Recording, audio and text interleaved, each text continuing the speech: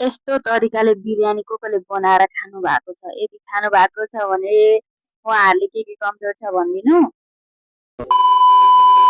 Hello hello नमस्ते अनि स्वागत छ सबैजनालाई मेरो आजको लङ भिडियोमा। आज चाहिँ मैले लङ भिडियो लिएर आएको छु। आज मलाई लास्टै बिरयानी पकाउँ पकाउँ चाहिँ लागेर आज मैले टक्क हिजो बेलुकै गएर चामल लिएर आइसकेको थिएँ। अनि त्यसपछि त्यो चामललाई चाहिँ एकछिन भिजाउन राखेर मासु गएर ल्याएर म्यारिनेट गरेर राखिदिनको लागि पहिला चाहिँ सबै मरमसलाहरू एकै ठाउँमा हालेर घोलेँ। अनि घोलिसकेपछि चाहिँ मजाले अनि त्यही मासुलाई पनि मजासँग त्यहीँ राखेर म्यारिनेट गरिदिएँ। अलिक भाँडो चाहिँ सानो भएको रहेछ, अब केही पनि छैन, ठिक छ। सबै मजासँग मसलाहरू भित्रभित्र जानेसम्म मोलिदिएँ। मोलिदिएपछि प्लास्टिकमा बेरेर राखेर मैले प्याज काटिसकेको थिएँ। अनि प्याज काटेर चाहिँ मैले मजाले रातो हुन्जेलसम्म चाहिँ यसलाई फ्राई गरेँ। अनि फ्राई गर्न छोडिदिएर एकातिर चाहिँ मैले चामललाई चाहिँ एकछिन भिजाएँ। भिजाएको थिएँ ठ्याक्कै आधी घन्टा जति। अनि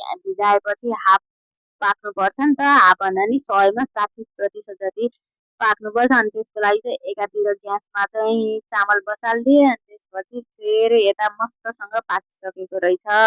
अनि त्यसपछि यसलाई पनि मैले निकालिदिएँ, सबै तेलहरू यता यता सारेर। अनि मस्तसँग रातो रातो मैले कालो जस्तै बनाइन, रातो रातो बनाएँ किस्मी तरिकाले।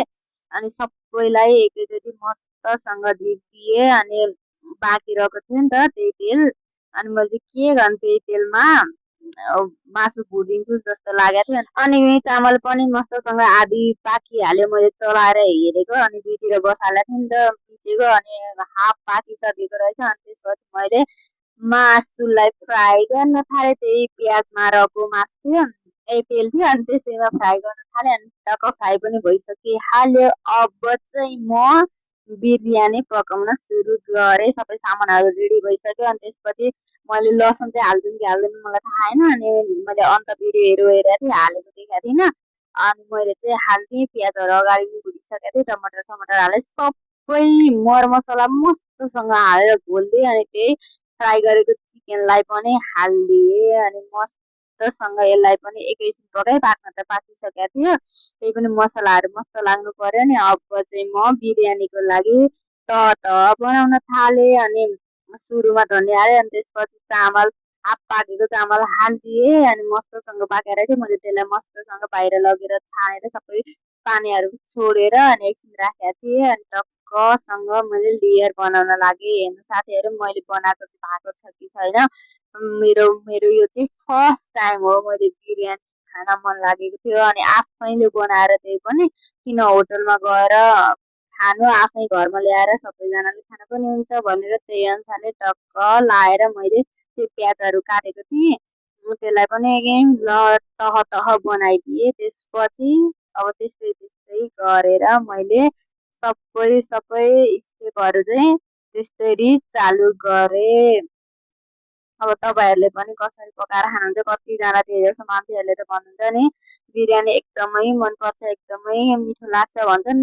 अनि मलाई पनि खान मन लागेपछि अनि मैले चाहिँ नबनाउने कुरो भएन। अनि त्यही माथि आजभोलि त भिडियोहरू पनि बनाउन थालेको छु, कन्टेन्ट पनि हो नि। अनि तपाईँहरूले साथ सपोर्ट पनि गरिदिनु होला। म पनि अगाडि बढ्न चाहन्छु। एकअर्कालाई साथ सपोर्ट गरेर जान पायो भने चाहिँ एकदमै राम्रो हुनेछ।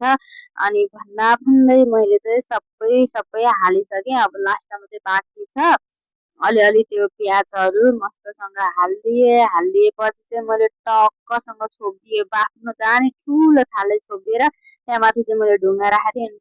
फाइनली बिरयानी पाक्यो, हेर्नु त। तर होइन, एकदम मिठो भएको थियो। अनि अलि तल तल चाहिँ अलि एकछिन छोड्या भए चाहिँ डढ्नेवाला थियो। तर एकदमै मिठो भयो, एकदमै इन्जोय गरियो। तपाईँहरूलाई कस्तो लाग्यो सल्लाह सुझाव दिनु है।